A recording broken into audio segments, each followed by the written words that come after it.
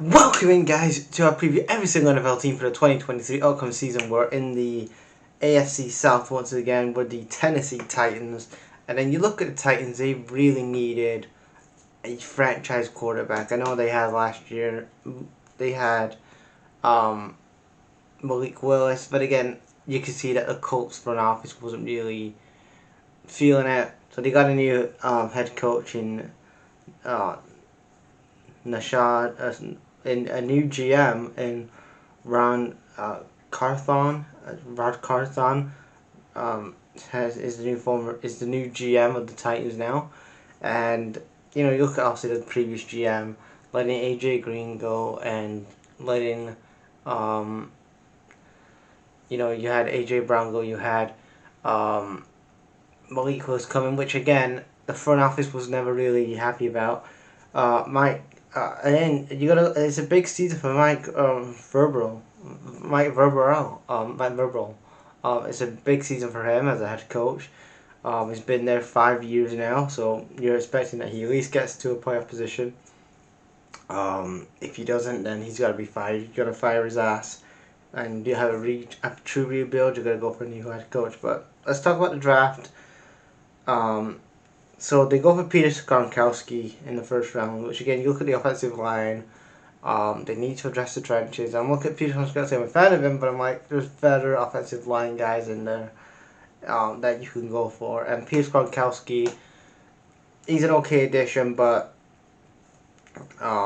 you know, I'm not really sold on him. I am a fan, but I'm not really kind of sold on him. I'm not sold on him, to be honest, but he also has a good prospect, but I'm just not sold on him for some reason.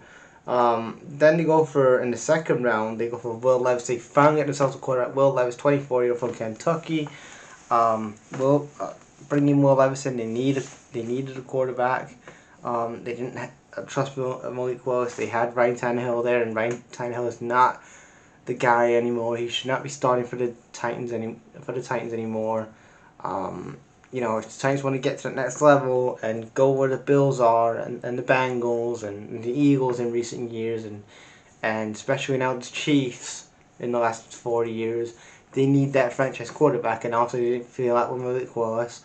That's why he didn't start many games last year, and that's why he said, shit, we'll wait a year and we'll get somebody else. I feel bad for him, cause I'm a fan of him. I liked Malik Willis' work in college, when he was at Liberty, and then shit. A year later, they're replacing him. Will Levis comes in from Kentucky. Ryan Tannehill, he shouldn't be starting. He shouldn't be starting. You gotta start Will Levis. He's the guy. He's the future. Build around him. Tyjae Spears, running back from Tulane. Tyjae Spears from Tulane. He's a running back. I like him. I'm a fan of him. Also, B.J. Robinson. You look at the running back class. Okay, you got B.J. Robinson, couple of other guys, but again, you look at Tyjae Spears here, running back. He's going to be a good addition, a good weapon to Will Levis. You also got Peter Skoronski, who's going to protect Will Levis as well in the trenches. Then you go for a tight end here, which is Josh Whyle, a tight end, which I think is a good addition here from Cincinnati. Then Jaelyn Duncan, defensive tackle from Maryland. And then the last draft pick, I don't think he's going to really start, but you have Colton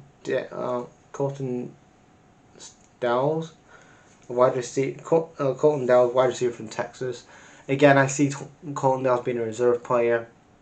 I don't know if he's going to make the 53-man squad, the roster. I don't know if he's going to make the 53-man roster, but he's going to be a reserve player, I think. But again, he could get a cameo if people are injured. In the free agencies, they got Sean Murphy bunting the cornerback from the Bucks, bringing in that Super Bowl championship winning experience. So I do like that. They bring in Andrew Dillard, offensive tackle, which is good. He's good. Him and Peter Skoronski going to help protect Will Levis. And then they got Daniel Brusquel. He's a guard again.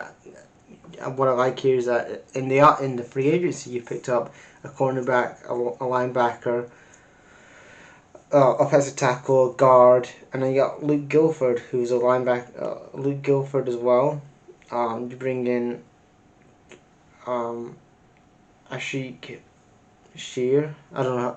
A linebacker as well. But again, a couple of defensive guys, a couple of guards as well. You've got yourself a new GM. Should have gone for maybe a new head coach, but you've kept Mike Zurball. Mike Zurball for another year. You were 7-10 last year, and you were second last year in the AFC South. So where do I think they're going to be this year? I'm going to say they're still going to be probably second in the division. You look at the other teams like the Colts have invested heavy. You look at the Texans. You look at also the Jags, which I'm going to talk about later on. They've invested kind of big, and they invested some good stuff as well. But I think second for them in the division, I think it's not that bad.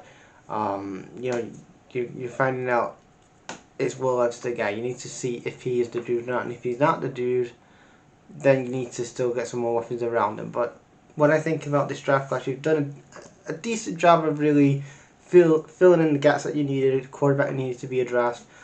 Trenches, you need to fix the trenches. Tight end positions again. Stuff like that. You did some good stuff in the defensive side of the ball as well in the free agency, bringing Sean Murphy in from the Bucks, and then you bring in Luke Guilford as well. He's a good addition, and Andrew Ivy is a linebacker. That's a good addition as well. So yeah, leave you guys comments. Peace.